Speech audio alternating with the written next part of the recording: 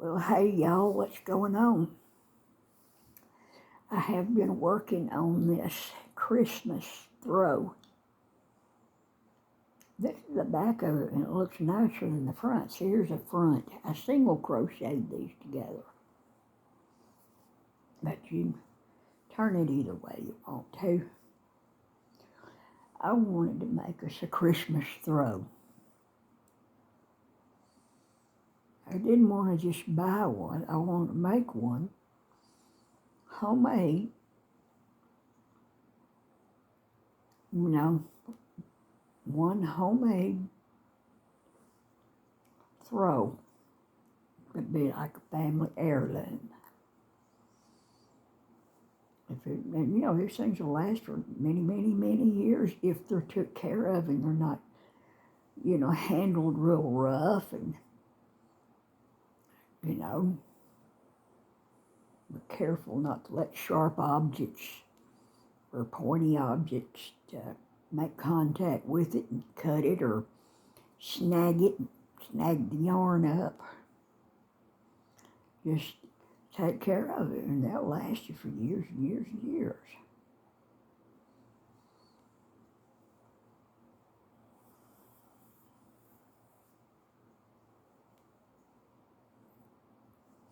But I wanted to get us one made, at least one. And this one's gonna be, I think it's, let me see.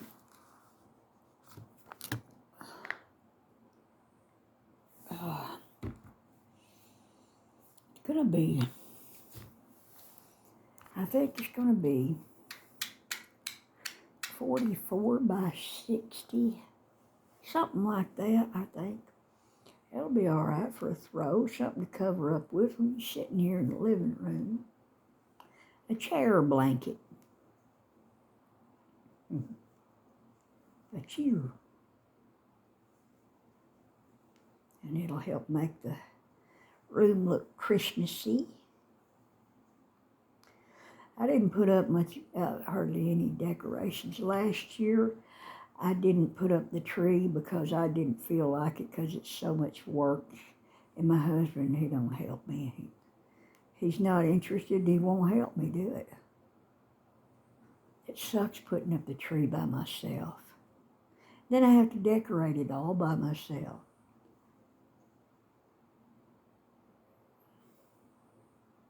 If we have to put lights on it, like if we want to add colored lights to it, he does help with that. But it already has built-in pre-lit white lights, but if you wanted to add the colored lights, I love the colored lights.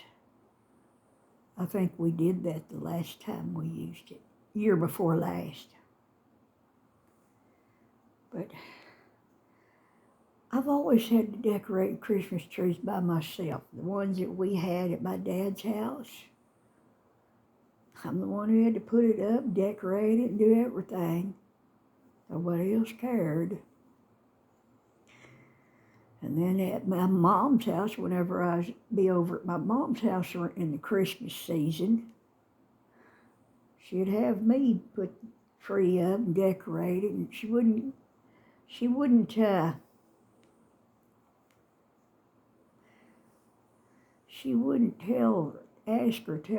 Allison to do anything to help. No. Matter of fact, she had me doing everything for Allison, even when she was a big teenager.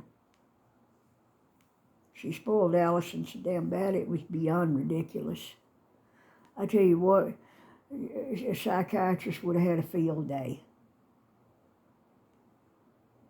in that situation. A psychiatrist would have had a field day. But that's not something I'm going to talk to everybody on YouTube about. It's something there was real personal in the family. But anyway,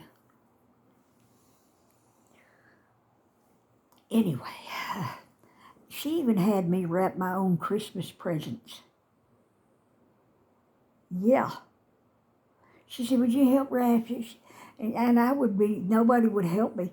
I'd be there at her house wrapping everybody's presents. Everybody's. She bought a lot of presents for everybody. My brothers and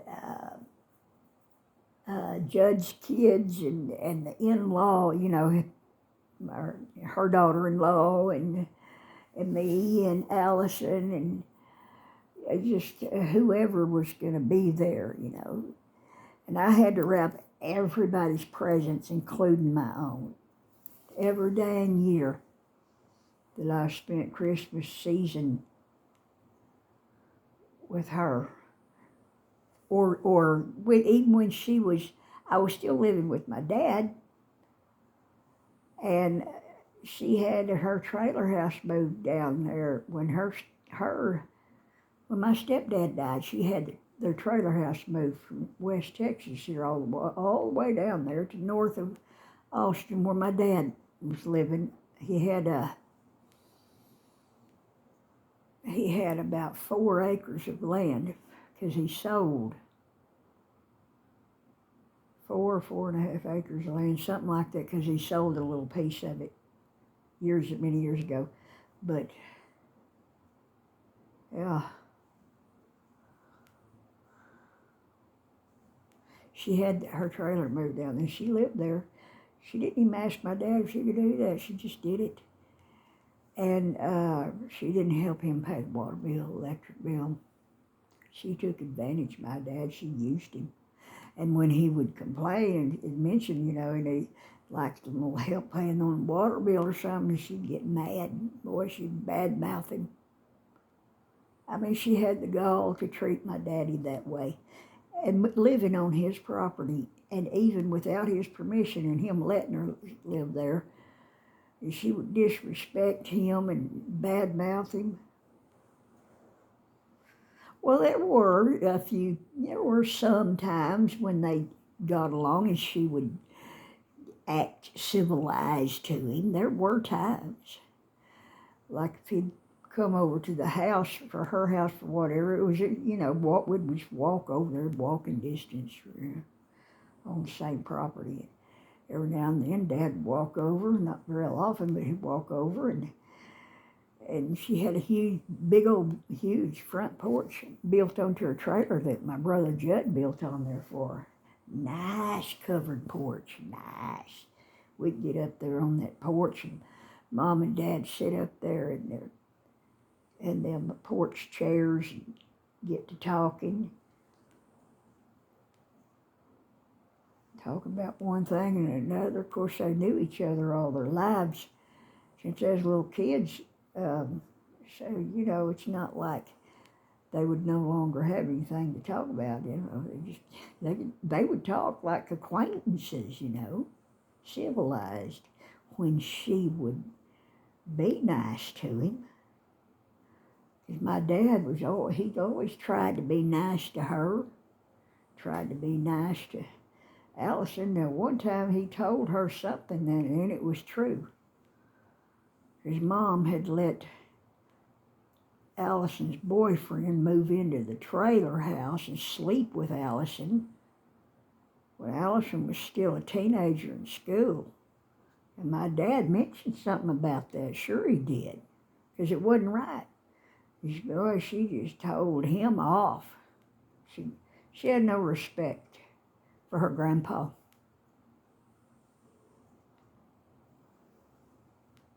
No love and no respect for her own grandpa, my daddy. She never will. She don't love nobody. She never has. I don't think she knows what love is because she's a covert narcissist. I mean, textbook covert narcissist. And that's why she don't want me in her life. That's why. Because I've got her number. For most of her life, I wondered about her. You know, she's always so secretive and strange acting. always so stoical all the time, quiet and watching us, she'd sit there in the living room and just watch everybody in the family, just watching us, listening to us, and that's how she always did. She does that. And I come to find out that's how a narcissist observes people and learns about them so they can learn how to manipulate them and know how to act around them and this and that. Because it don't come natural to them. They have to learn it from observation, and then they just act it out. That's what's weird about narcissists. People that are bona fide narcissists, they don't know how to behave normally unless they learn somehow, which is usually by observation. They don't have any natural instinct for how to, just be normal with other people, because a narcissist is not normal.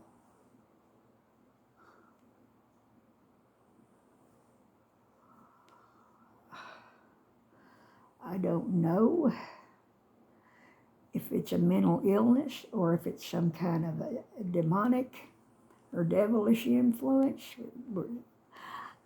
I don't know if is it a combination of those two things, or is it something else? I don't know. People speculate about what causes, but nobody knows what causes it. But some people they're just born narcissistic, and they're just cold and dead inside. I mean, some of them become psychopathic, and then some don't become full-blown psychopathic, but they have the tendencies. And in the right circumstances, they could, and it wouldn't bother them. It wouldn't bother them. It'd be like somebody wanting to steal something.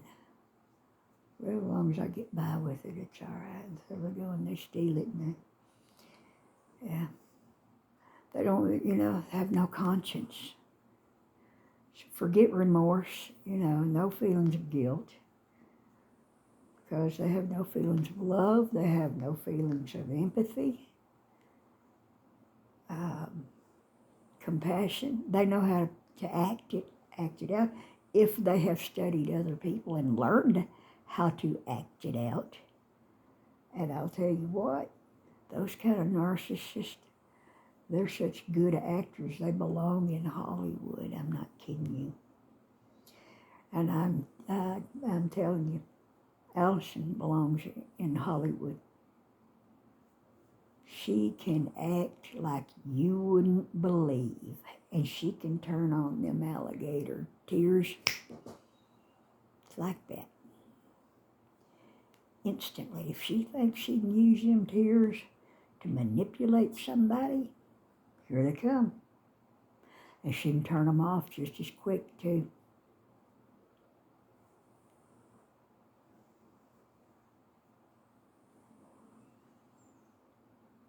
Yeah, there's a lot of things I could tell about her, but I don't want to get into it all. I don't want to just sit here and badmouth her. I'm just saying these are the facts.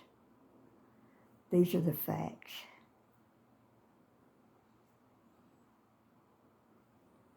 Now, nobody on YouTube knows who I'm talking about except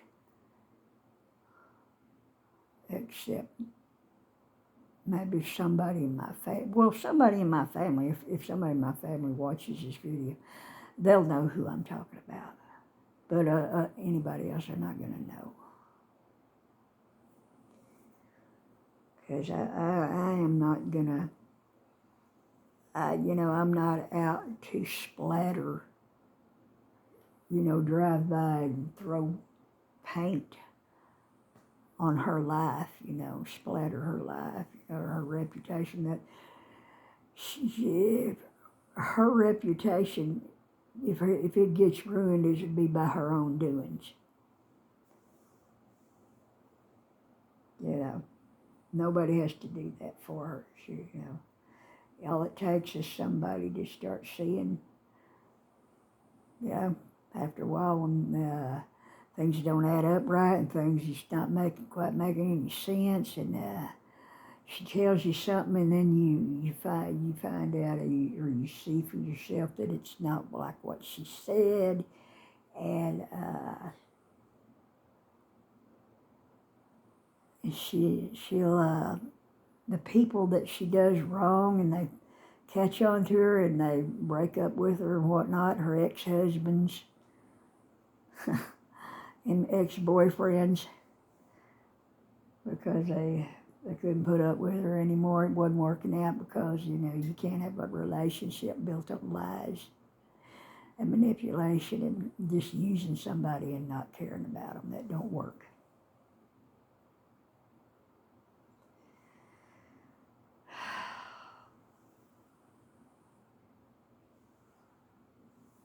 I feel sorry for the guy that she recently married. And I feel sorry for his little boy. God help him. I hope they don't have any animals. She is not good with animals. She's heartless. If you asked me, she's borderline psycho. I know how heartless she can be. I've seen it.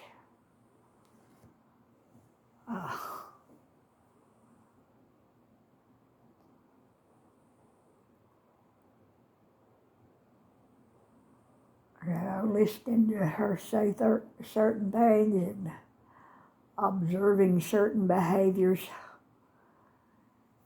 and observing situations for myself, and puzzle pieces you can't work a puzzle up and get the true picture unless you put pieces where they fit in. And then you get the true picture of the puzzle. Well, that's how it is when you're dealing with a narcissist, because you don't know from one day to the next how much truth they've told you and how much lies they've told you. You've got to try to fit pieces in here and there. They tell you one thing and you see, and sooner or later you see that it wasn't like what she said. And different things like that. You put them puzzles pieces together. But for those of you who know who I'm talking about,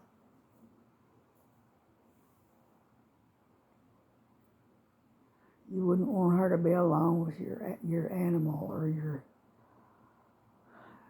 small child.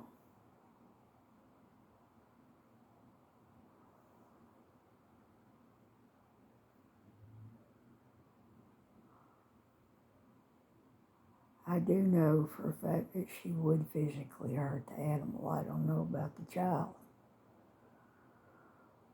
But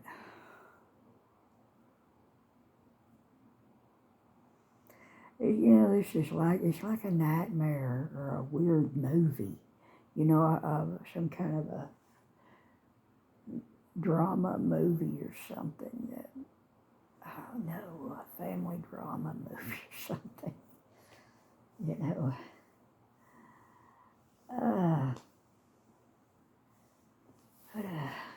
Anyway, I was telling you, I gotta put, ouch, let me scoot that just a little. I gotta put a border around this, and I'm gonna try to make the border 4 inches square like each one of these, as wide as each one of these. I don't get tired of crocheting on this thing before then.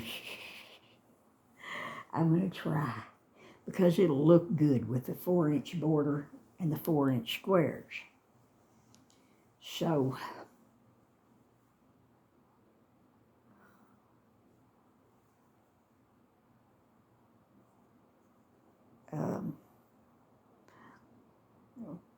putting They can use first 2 rows single crochet.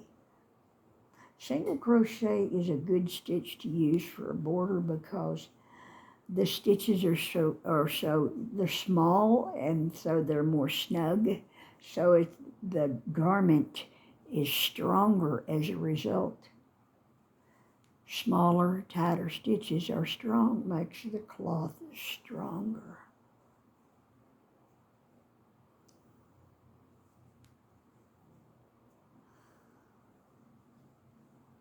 But you know, women have always done some kind of a craft with their hands involving making cloth or garments or, you know, some kind of needlework, even crude needlework, like, you know, the Indians making needles out of, let's say, I don't know, porcupine quills maybe, or cactus, you know, thorns or something. I don't know what all they'd make. They might make a needle out of. But, you know, they had to sew, they'd tan the skin of an animal that they killed for food. They'd take the skin and tan it and make it into leather for clothes. Oh God, that was a horrible amount of time and work, hard work. Doing that, and everything was crude, just crude basic stuff is all they had to use. They didn't have much knowledge, a whole lot of knowledge about things. And, but anyway, yeah, they made needles of one sort or another, and if they could use fibers, they knew how to use fibers from plants to make string and rope. You know, they probably knew about the hemp plant, how that's so good for making ropes, baskets, and all kinds of stuff from that hemp plant. I don't know much about that plant myself, but I've heard a lot of good things about it.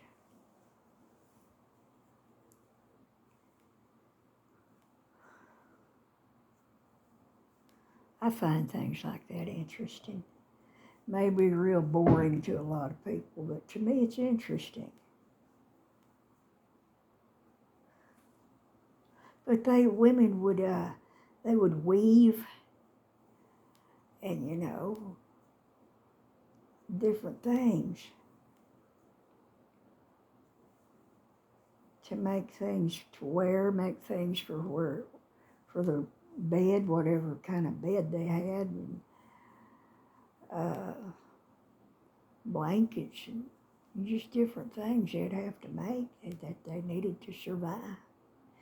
They didn't have stores back then. You couldn't go to the store and buy a blanket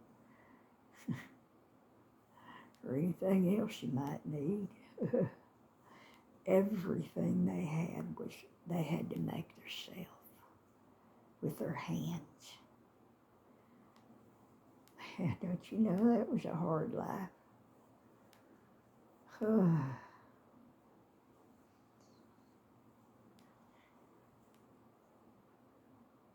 And food, they had to grow their own and hunt animals. You know, and know what plants they could eat or what ones not to eat. And, you know, everything. They had to rough it.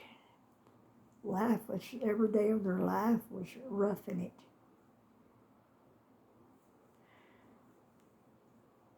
They didn't have toilets.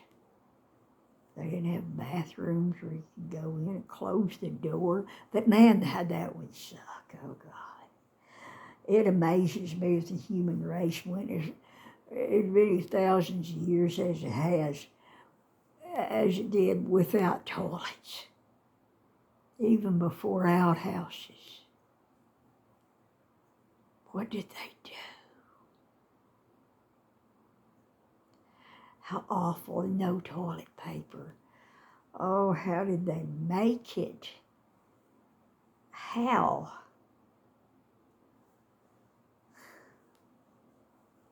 I tell you. Oh my gosh, how awful.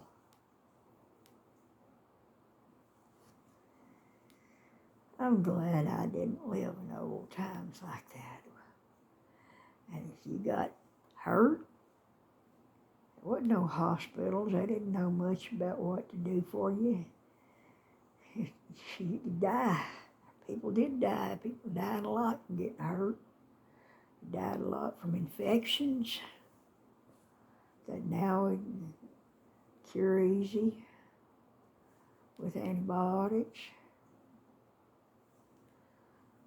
People died from something as simple as a tooth infection, because it'll kill you. The infection goes in the bloodstream, goes into the heart, and then kills you. If you have a tooth infection and you don't get to the dentist and get something done about it real quick to get rid of that infection, it could very well kill you.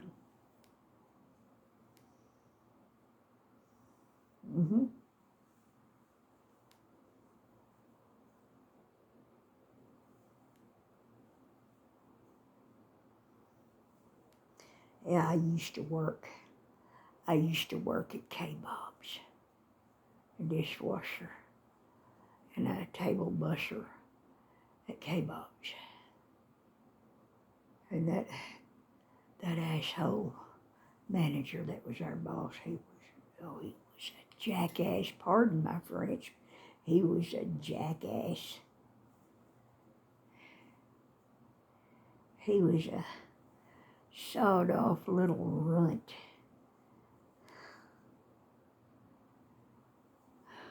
Loser. Because he had an attitude. He had the attitude that he was going to be king of the hill and everybody else was going to bow down to him.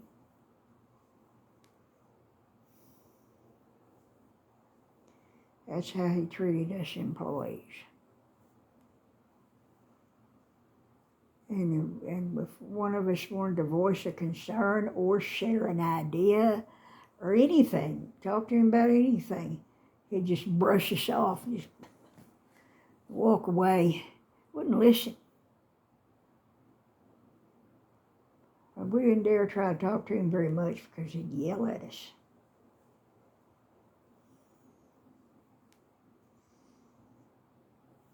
And I could tell you some other things about him too, beyond that, but I won't. I don't want to go into it.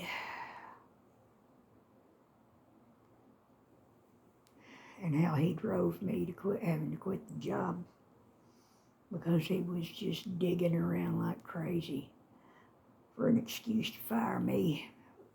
He had fired 3 other young women that worked there, and I wasn't that young. I was 43, I think, at the time. But I was still kind of pretty. And he was a closet queer. And he was always flirting with the young guys, and whenever he had time. The young guys were back there in the back part of the kitchen, washing dishes and doing this and doing that, running the dishwasher and doing this and that. He'd go back there and he'd go up behind him and start tickling them. And he'd squeal like a girl while he was tickling them and giggle. And they'd be going, quit, quit. But that's what he would do. And them guys would be frowning and look like they were just really pissed off. They didn't like it. He would do that. Acting like a big shot jackass. Because he liked them young guys. He didn't like us women, especially if we was at least a bit pretty. And he fired 3 other young women that was younger than me within a few days of each other. And I thought, I'm next, ain't I? So I quit that job before he got the satisfaction of firing me. Because whenever he would fire somebody, he'd get all happy. And he'd come back, walking in there, in the back there in the back part of the kitchen. And said, I just fired so-and-so. And then he'd go and tickle the guys.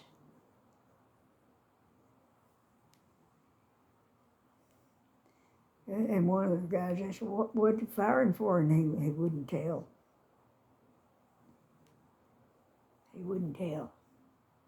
He was just squealing like a girl tickling them guys. But that was a very, very high stress job. And I worked there for a long time. God, how long did I work there?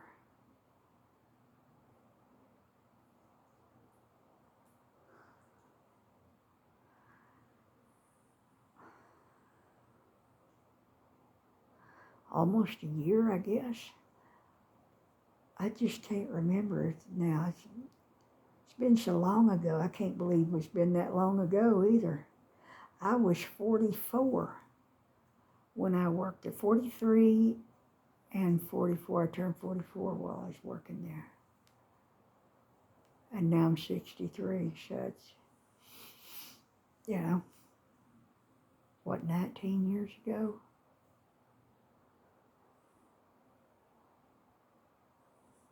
I think so, 19 years ago.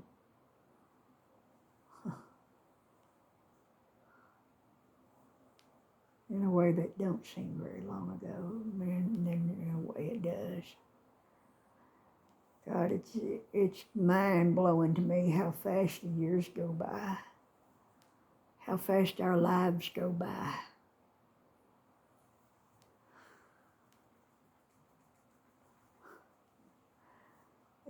I thought that I would be done with going through crises after I got through menopause and got past menopause, and there for a long time after menopause, I was happy and just like,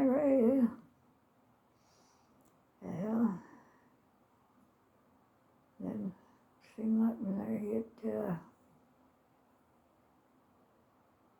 about 61, so I really started feeling like I was getting older. I mean, you had been going down a little bit since I was 50-something when I had that hernia surgery. I started going downhill a little bit right after that surgery. But these past 3 years, very noticeably going downhill physically. And so I'm going through another crisis in life.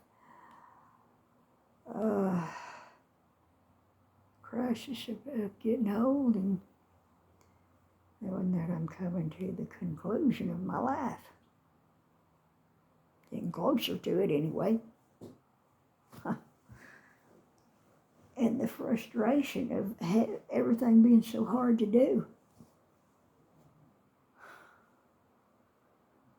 So hands don't work as steady as they used to. They're not near as strong as they used to be. I always had strong hands because I've always done things. But I'm just getting feeble all over. Weak and feeble, like an old person. And that's concerning. And I know I don't get much exercise. I know that's part of it. But even so, I've never in my life been this weak before. And the arthritis and how my knees bother me and my foot, this left foot trying to give out on me sometimes. And sometimes this right ankle tries to give out on me sometimes. And when I go to bed, my whole leg nearly will get to where it hurts, because it'll start when I go to bed, my knee is hurting. My knee and my toes will be cold and hurting. My knee, I have to move it frequently. When I'm in the bed, I have to move my leg frequently, even just a little bit, because my knee hurt. The longer I leave it still, the worse it hurts. It's like, and the same thing with laying on my right hip. The longer I lay on my right hip, the worse it hurts, and it becomes unbearable.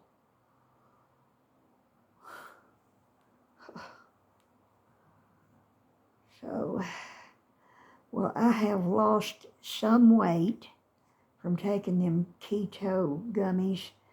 Thank God.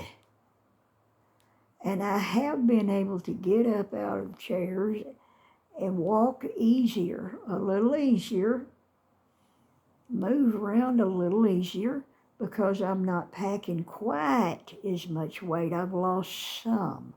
I don't know how much, but I've lost some. And I am so glad. And I want to get some more of that. I tried taking that apple cider vinegar from the bottle. It don't matter how much I dilute it with water or tea or juice or how much honey I put in it or anything. It's still so horrible, I just can't hardly stand it. Oh my God. Just absolutely, it's just like, oh my God. I almost feel like you're gonna die from swallowing that stuff. God. Oh, I can't bring myself to drink any more of it out of the bottle. So I have to get some more keto gummies. I don't want to gain that weight back, and that's exactly what would happen if I should get back off the keto. That's exactly what will happen.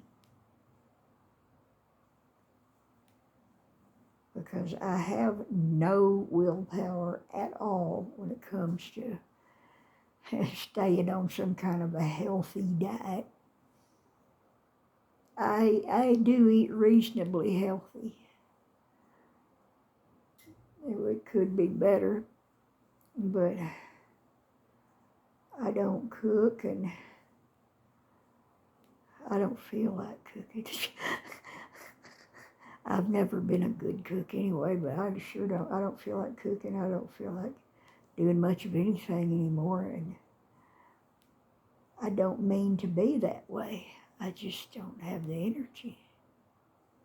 I'm tired. And I'm tired of worrying about having to do so much. I've always had to do a lot, all my life. Even when I lived at Dad's house and I was unemployed most of the time, I was always doing stuff around there, especially yard work. I worked like a man, keeping vines pruned back and prune the trees a little bit once a year, and kept the place looking beautiful, and mowing and everything.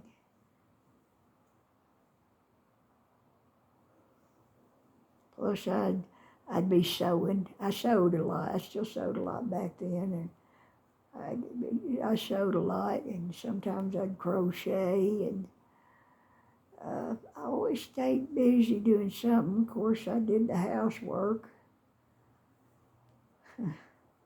did the laundry, of course.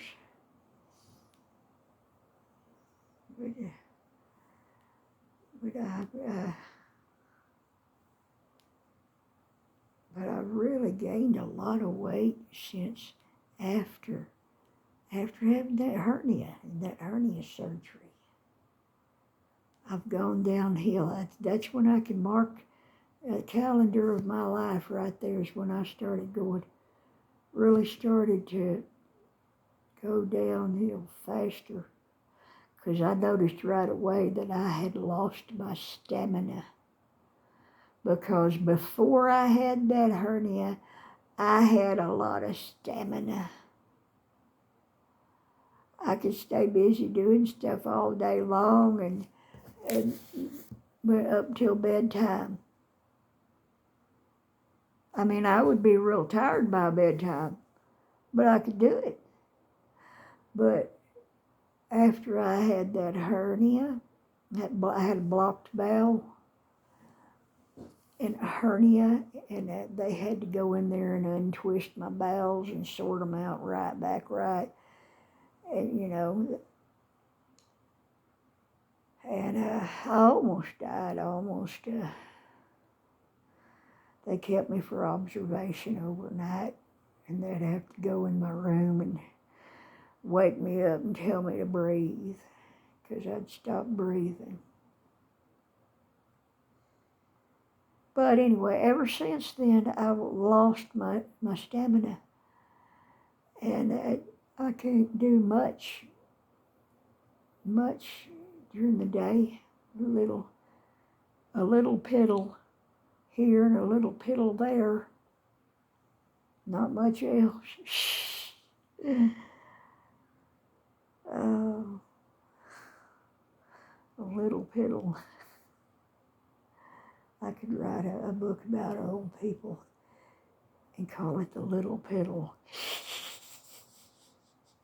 and illustrate it. So do illustrations, show what it's like to be old. That'd be a good book. It would be. It'd be entertaining, plus it'd be educational for younger people. Of course, younger people, they can't imagine what it's like to be old. They can learn about it, but to actually understand it, comprehend it, well, you can't until you get there yourself. You just don't know what it's like. It's hell getting old.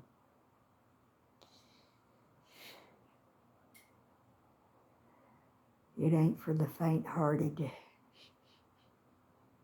It ain't for cowards.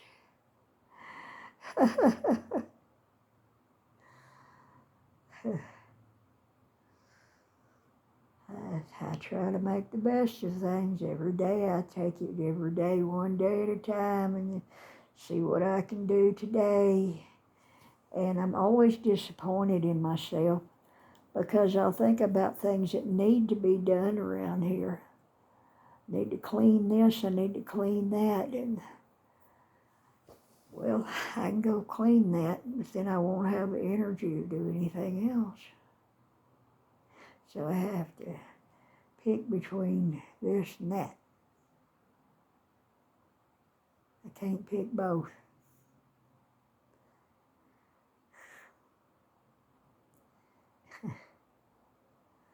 We'll see.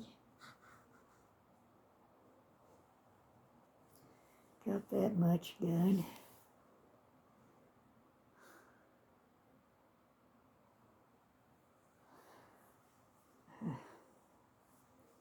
Let me get some water. Well, I did quite a bit of talking tonight.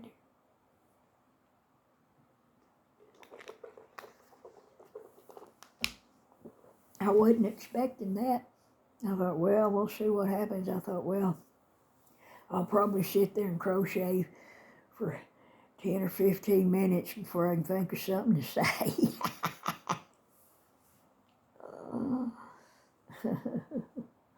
But no, I just started talking.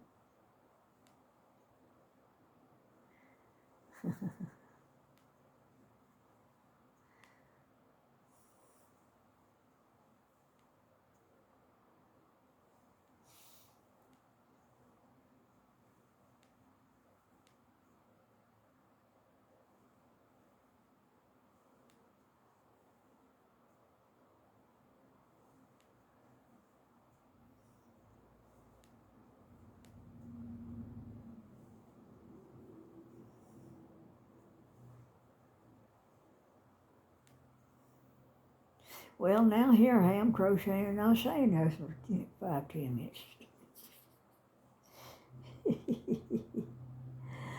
I want to make some Christmas stuff for this year. I'd like to do some decorating this year. If I can find a way to make room in here. Got too much stuff.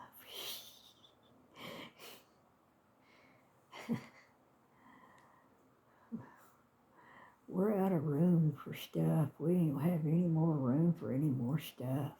Shoot. This house is full. It's too full as it is.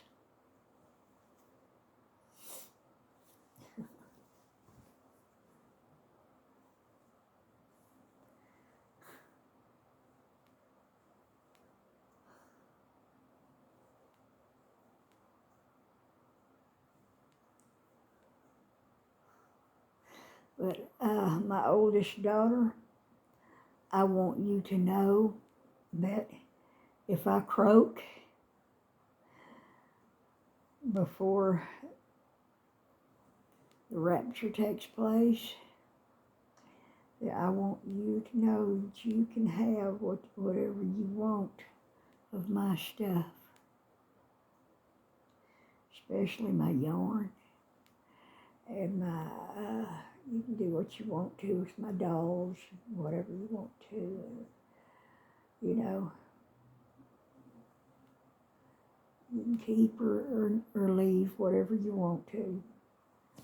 And there's some jewelry making. I have some beads and jewelry making wires and earrings and a few little bits of things like that. And I have a little bit of woodworking stuff.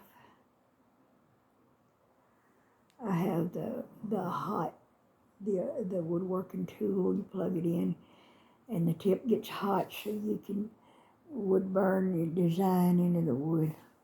I have that, and it's still brand new, and it's still in the package.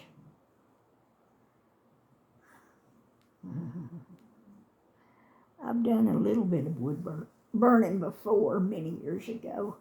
Not a lot, but a little bit. And one time several years ago, I made some Barbie doll furniture out of wood. And after I got the pieces made, I nailed them together with little tiny nails. And I used carpenter's wood glue too. So they're put together solid. And after that, I took the wood burning tool, my old wood burning tool, and I put little designs on the sides of the chair legs and, different things on different pieces of furniture and all that. And then I stained the furniture with Minwax, and it was pretty. I still have that Barbie furniture. I love it. I need to, if I had room, if I just had room, because I'd like to take my Barbies out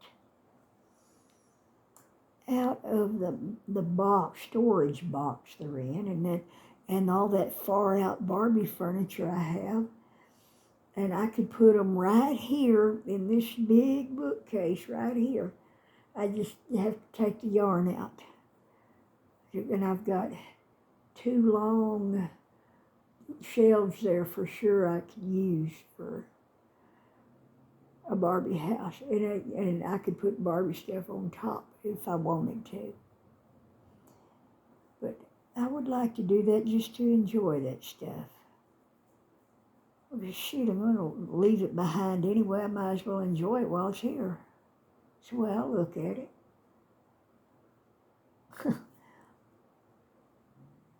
Enjoy what you have while it's here. Why not? That's why you're hanging on to it. That's why you're hoarding it up, because you love it and it means something to you. And you enjoy owning it, and you might as well take it out of the box and put it where you can look at it and pick it up and handle it with now and then and just enjoy having it. There ain't nothing wrong with that. It's not like you're worshiping the thing. You're just enjoying it, like when kids enjoy their toys.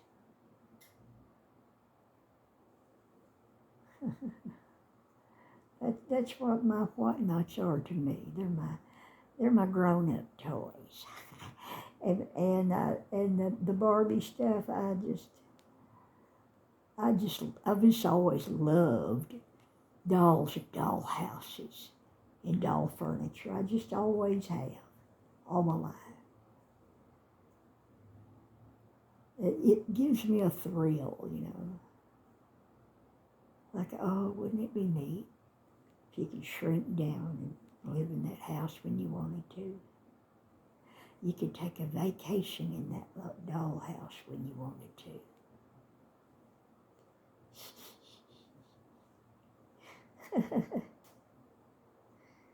You'd have your bed. You'd have chairs to sit in. You'd have a kitchen, but wouldn't have any running water and wouldn't have any electricity. So, but you would have a table and chairs, and you would have a couch. There might be a bathroom. Hopefully, there's a bathroom with a little toilet and Barbie toilet in there, and hopefully the bottom of it's sealed up so you can go ahead and pee and poop if you need to. Ain't that awful? Ain't that crazy? Ain't that disgusting? Yeah. But wouldn't it be neat?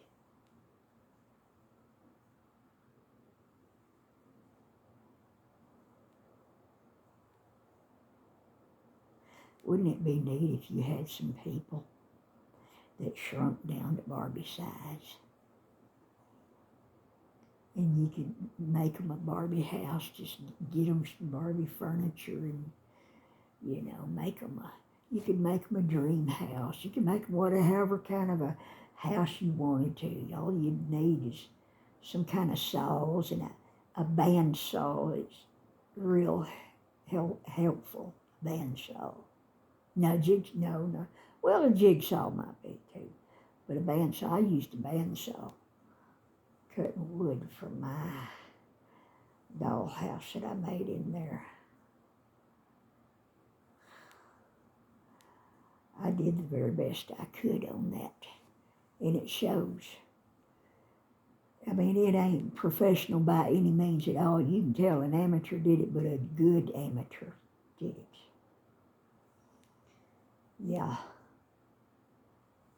And I enjoyed making that thing, and I'd love to make more Barbie houses. I would absolutely love to. It's fun. I've made several Barbie houses over the years. Pretty darn neat ones too. I want to make more. Because that's one of the things that when I'm doing something like that, I'm enjoying life. It makes me glad to be alive. It makes me excited. I'm excited to be alive, and I'm doing something creative. And I'm challenging myself to create what is inside my head. And it's exciting. It's fun and exciting.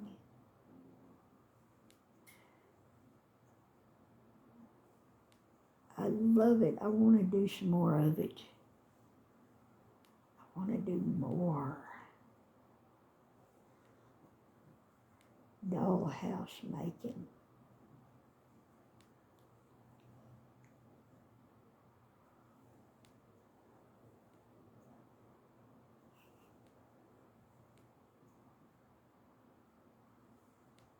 I wonder how you could make a folding chair, a Barbie folding chair, like if you wanted to make like one of them metal folding chairs or something similar to that, folding camping chair or something,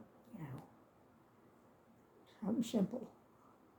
How would you make it to where it would have folding hinges? You would need to put some kind of a pin through those joints. See, say this is a leg, and my finger's a leg of the chair. You got to put a pin in through there, all the way through this one too, so that these can move like this. So you can open the chair or fold it. See? Does that make any sense? I don't know. I hope it does.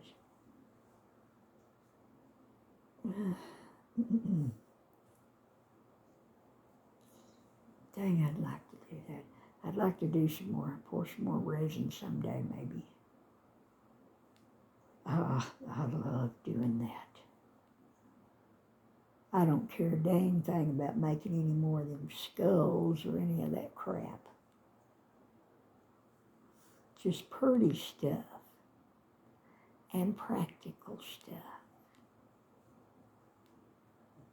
Yeah. I missed a loop. I gotta go back. There.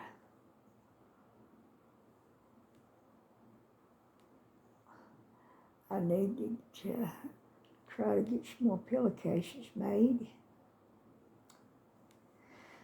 I really do. I'm letting myself worry too much about the color of sewing thread that's in my sewing machine right now. And what I've got the needle threaded with is black. But the next stuff I do is not going to be black. But I hate to have to go through the trouble of changing the thread. Even though it only takes a couple of minutes. Ain't that crazy? I'll put off making a pillowcase for days and days, just dreading having to change out that thread and the bobbin thread. Oh.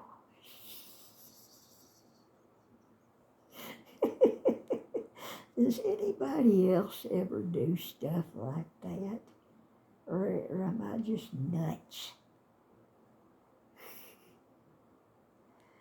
Oh, and by the way, Bernadine, I want to thank you for your comment on my other video. And I want to thank you for showing concern about me. Because you're the only person who has shown concern about me in quite a while.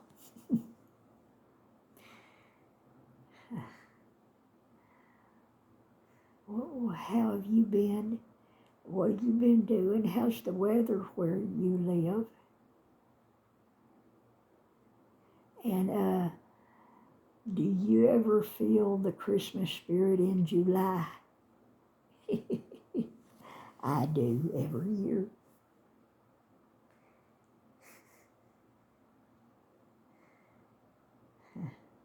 I've given away a lot of Christmas ornaments that I've made over the years. I've made a lot of them. I've made a ton of Christmas ornaments over the years. Some of them I wish I had kept. I really wish I had kept.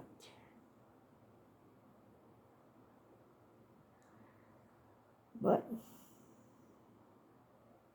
wish in one hand, do something in the other hand.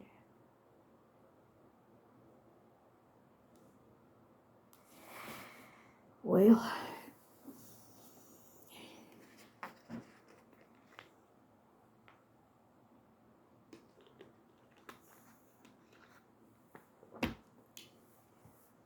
I don't know if I'm going to go around it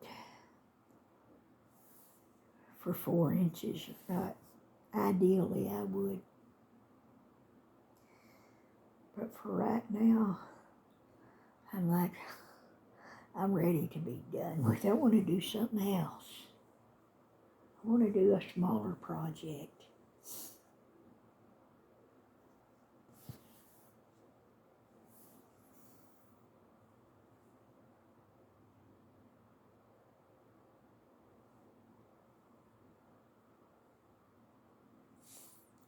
I don't know, we'll see.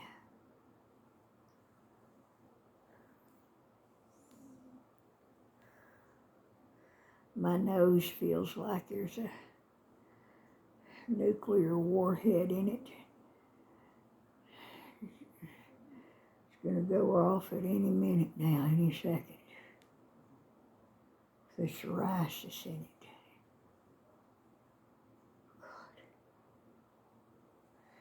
It's like a ticking time bomb was building up in my nose. That's what it feels like. God. Full of razor blades.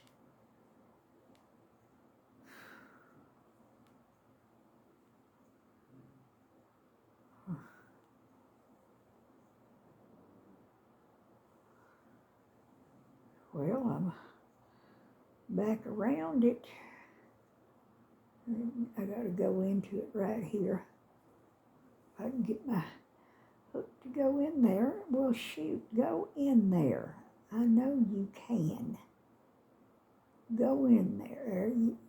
Did it go in there? No, it went beside it. I want it to go in there.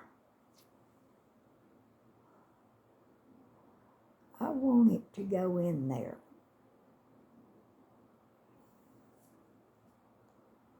There, all right, now come on. That's all you had to do. Now come on. Dang, I can't get a grip on it. There. Now what happened? I don't know.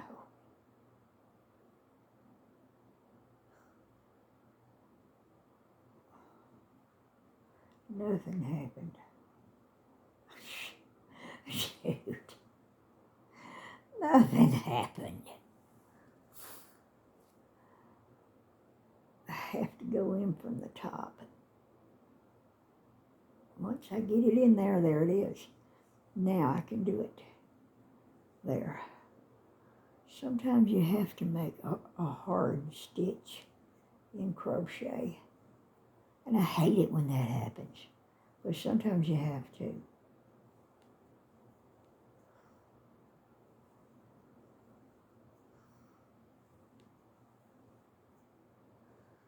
Now, let me see what I've got going on here. Oh yeah, I'm fixing to join it right over here. Whoa.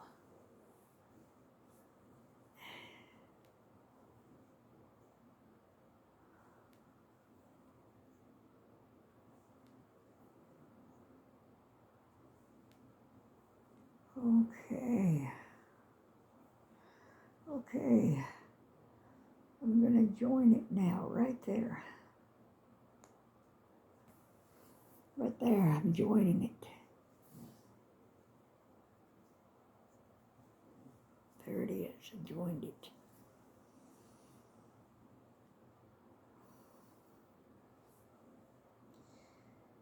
Yeah, I'll go around it again. I'll go around it again.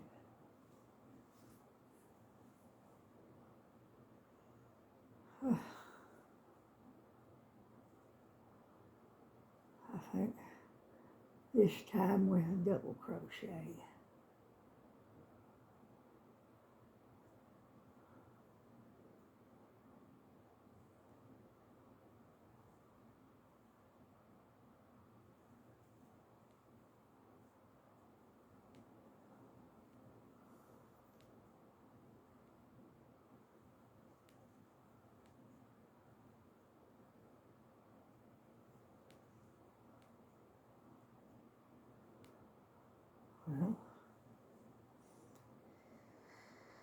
Well, I haven't found any good movies to watch lately. Maybe I've watched all the good ones by now. Maybe that's what it is. I don't know.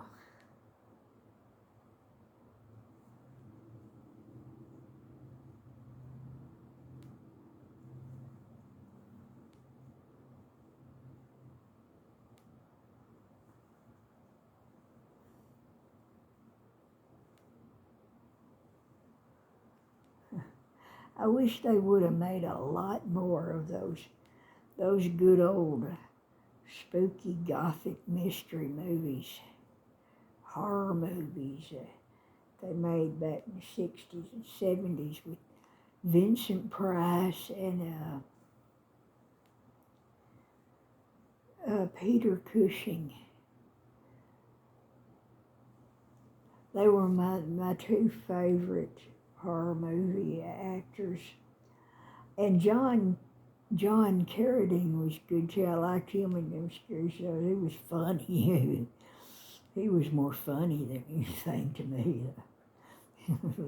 real long, narrow face.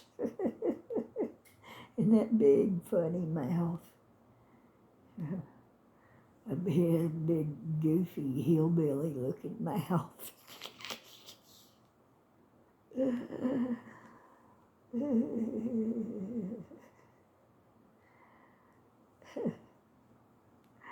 Oh, and Ernest Borgnine, yes. And there's another one. Oh, who is it? Oh, that guy.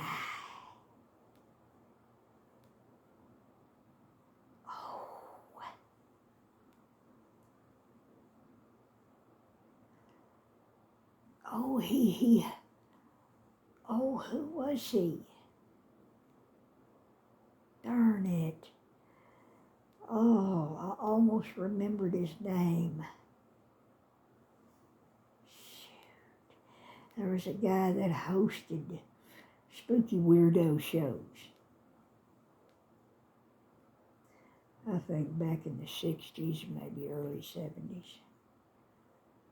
I can't think of his name.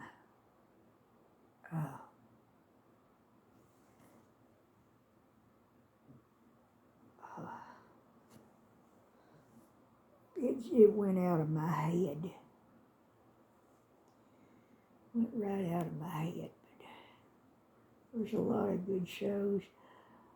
And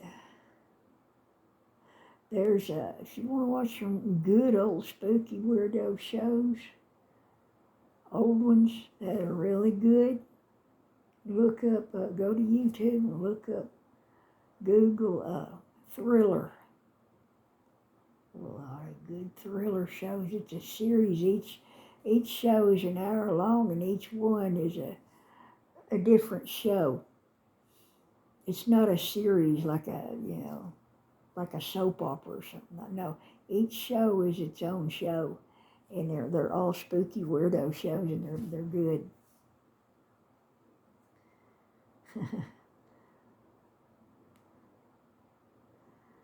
Me and my dad used to watch spooky weirdo shows together. I'm so much like my dad, guys. We was both just a couple of weirdos, goofballs.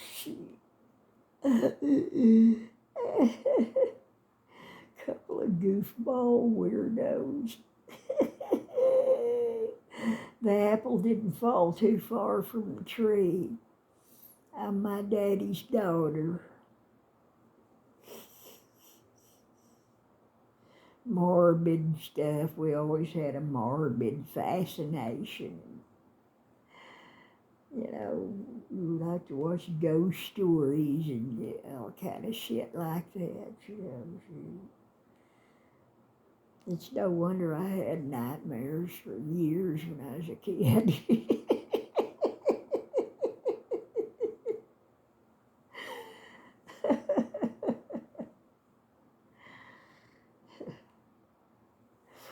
How funny.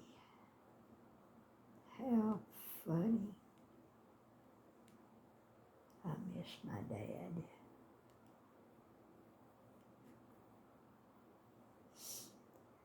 I miss my daddy.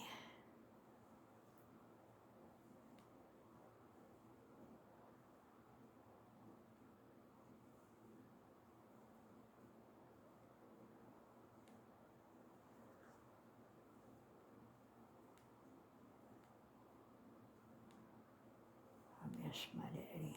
He did what he could. He worked hard all his life. He always worked. Always. Always. He never took a vacation.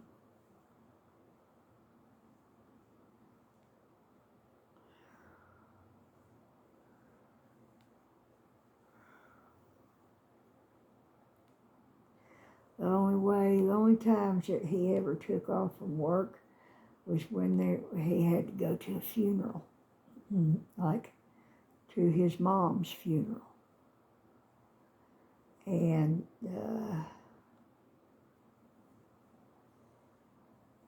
when he went to our stepbrother's funeral.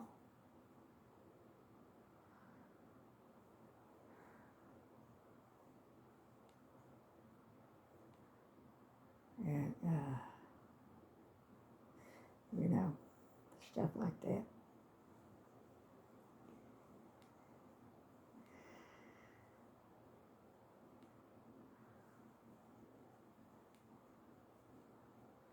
I really, really, really, really wish that the yarn companies would bring back the color combinations of the variegated yarns that they put out in the 1980s. Well, the 70s too, 70s and 80s. But the 1980s, it really, really came out with a lot of beautiful color combinations of variegated yarns and ombre and variegated. And they had a lot of it. They need to bring them back. If anybody knows somebody who owns a yarn factory, tell them to make variegated colors like they did back in the 80s and 70s. Bring it in colors back. All the colors that was ever made, because they're all pretty and we need all them colors. And we need all them variegateds. We need all that stuff. And there's solid colors that they haven't been making. They need to start making all the solid colors too that was ever invented for yarn. Make all that available for us. Yeah, there ain't no reason why they can't. There ain't nothing, nobody stopping them. Nobody or nothing stopping them. They need to just do it. Do it. And if anybody who owns a Hobby Lobby or a Joann's or some kind of a yarn and sewing store, string of them, I'm putting in a request that you'll put in a sewing and craft and yarn store here in Fort Stockton, Texas, because we desperately need one here. We desperately need one here. This town is a population around 9,000 now. For ages it was 8,000 and something. It's closer to 9,000 now. And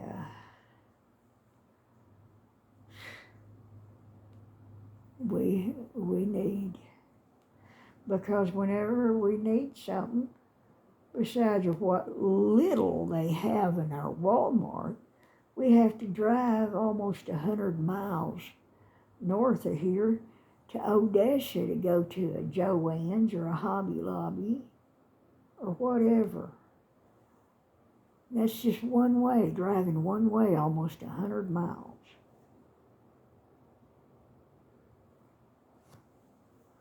So we need a yarn store. We need some kind of a yarn store. It don't have to be Hobby Lobby or Joann's. Just sell us some yarn here.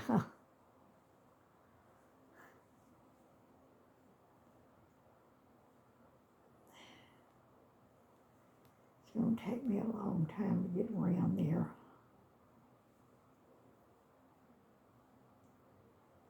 With this double crochet, I really don't want the border to be too skinny. It won't look too good if it's too skinny. So I'll try to get some put on it. My shoulder's hurting. This time it's my left shoulder.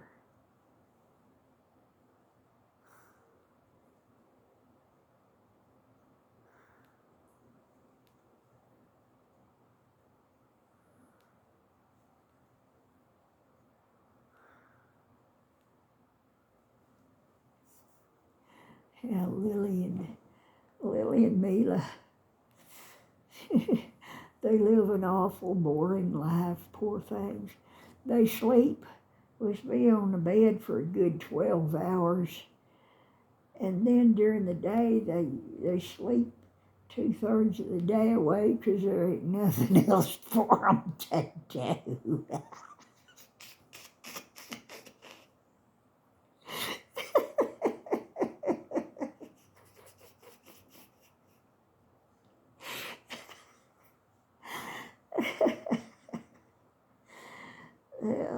I feel sorry for them, man. They live a real cooped up life in this house. But I mean, it's the life of Riley, but at the same time, it's awful boring. I tell you, it's awful boring. It gets boring for me too.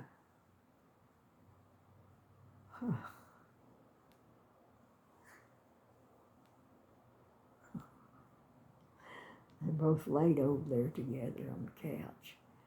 It's funny, now Lily will lay that close to her. And Mila will let her. But every now and then Mila will jump at her and snap at her still, you know.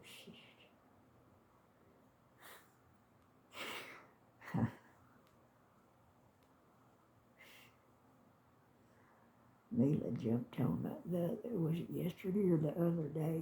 Oh, it hurts. Mila jumped on Lily. I was giving them giving them each a bite of food.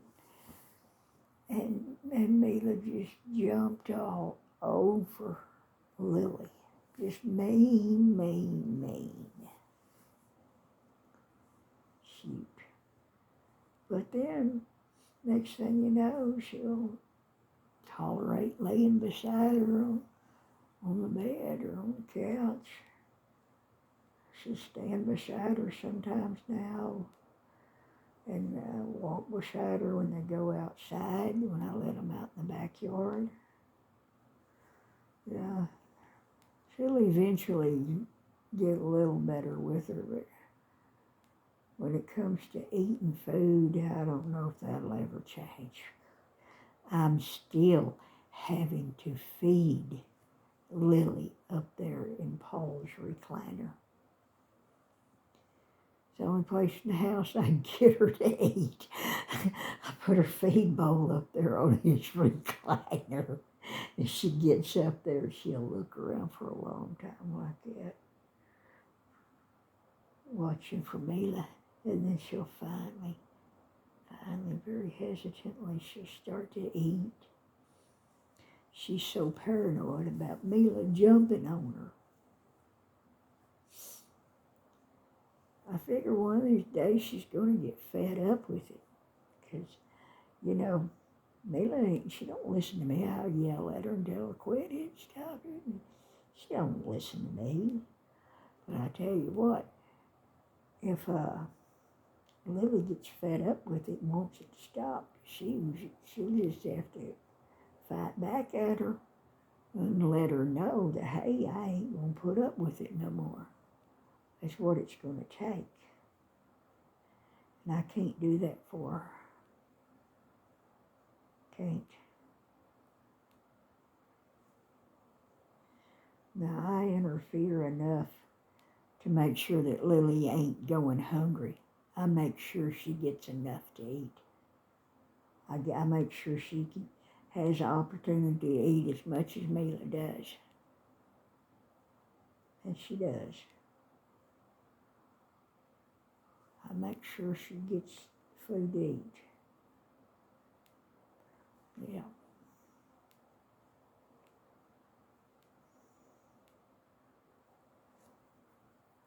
Now see, here's the border now with a row of double crochet being put on it. There. It looks better with that little bit more put on it. It sure does.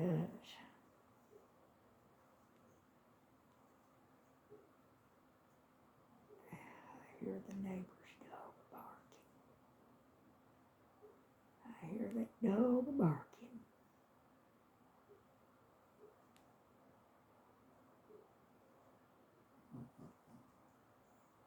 There's some dog barking.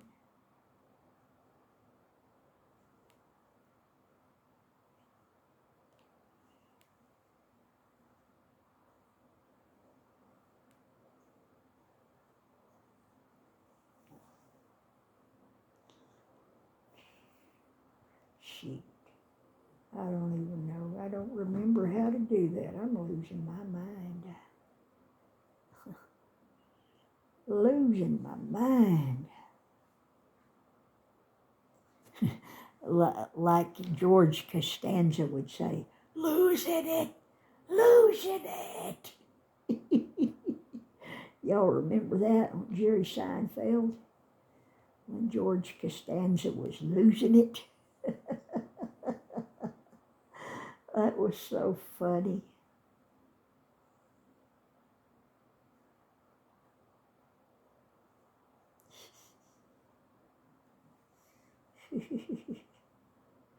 Oh, me and Mom and Judd would sit and watch Seinfeld together and laugh. I miss that. I miss that.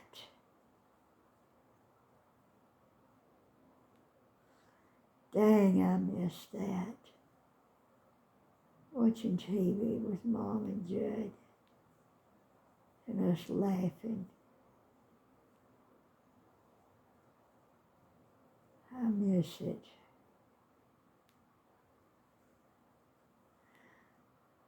I miss Dad. I want us to all be together.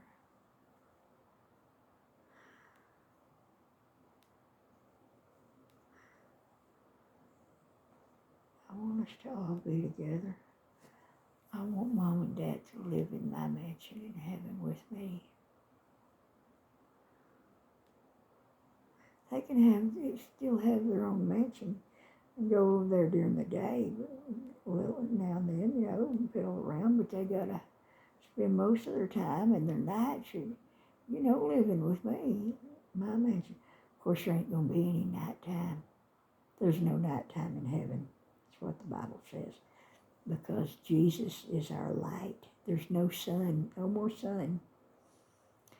Jesus is our light.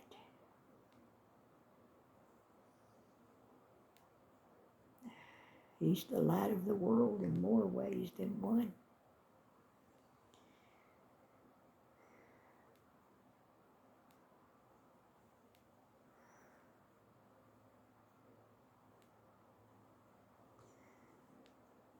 Yeah. I remember nights when I would spend the night at Granny's house when I was a little bitty girl. And I remember her bed, side of her bed, was against the bedroom window. And I would sleep next to the window. She had a standard size bed. And I would sleep next to the window, and she'd sleep in the outer part of the bed. And I liked it. I'd look out the window, and, if the moon was bright, I could see everything out there, and it was so neat. Or if the moon was small, and you could see the stars good. And I could hear, like, if there's any kind of insect sounds, or you're usually just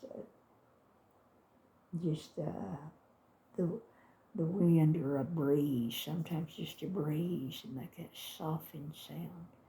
Hear the metal screen on the window. Window screens used to be metal, and they were good quality. They'd last for decades and decades. And now look how they make window screens with that flimsy plastic. It's so flimsy, it ain't worth 2 cents. It pulls loose and gets saggy across the window because it has no body to it, no stiffness. It's just limp as a dish rag. Flimsy plastic, they can get torn or cut real easy. And sooner or later they do. They do. Why in the world did they stop making metal window frames? I would like to know why, and I would also like to know when these window companies are going to start doing the best they can and start making windows with metal window screens. Metal, long-lasting, bona fide window screens.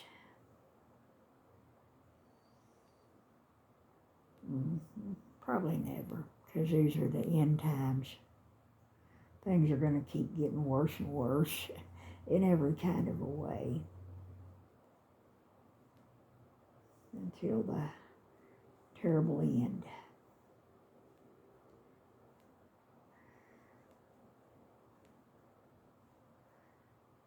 But in the meantime, we do the best we can. We do the best we can and keep looking unto Jesus, the author and finisher of our faith, who, for the joy that was set before him, endured the cross, despising the shame, and is now set down at the right hand of God the Father forever, and ever maketh intercession for us. Amen. Jesus makes intercession for us. Jesus is our high priest. Ain't that something? Ain't that something? That's really something to think about. And it's serious, and it's magnificent.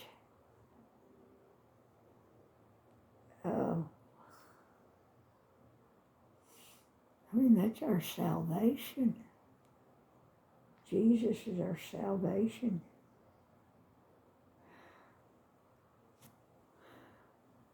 He is the embodiment of our salvation.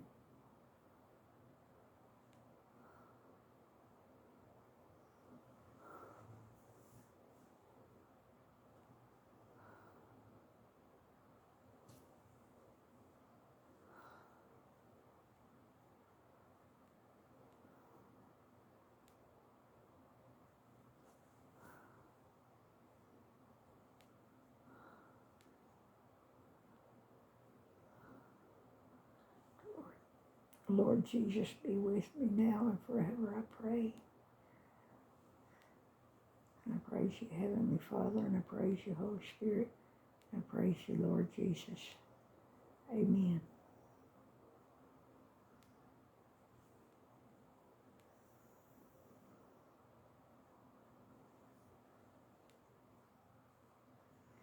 Okay, y'all.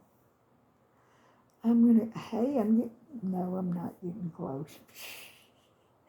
Still got a long ways to go. Get around this. Well, this video's getting real long, so I'm gonna go ahead and shut it off. And I'll talk to y'all later. Well, good night.